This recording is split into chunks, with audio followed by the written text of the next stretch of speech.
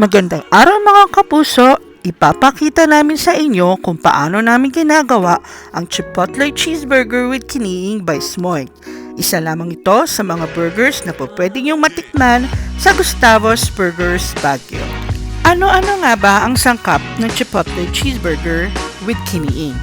Of course, ang ating burger sauce, chipotle sauce, onions, lettuce, ang grilled patty with cheese, and of course, ang kiniing na ginawa ni Smoink or tinatawag na smoked pork or smoked oink.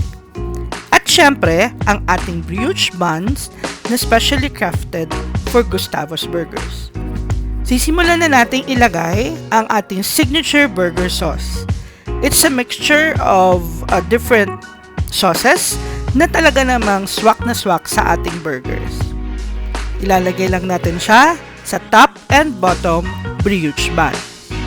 Pagkatapos natin ilagay ang burger sauce, tsaka na natin ilalagay or i-arrange ang mga ingredients.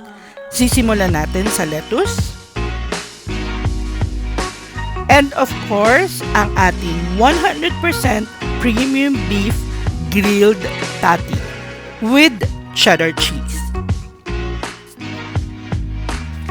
Ang ating chipotle sauce, specially crafted by Gustavo's Burgers using smoked chipotle peppers.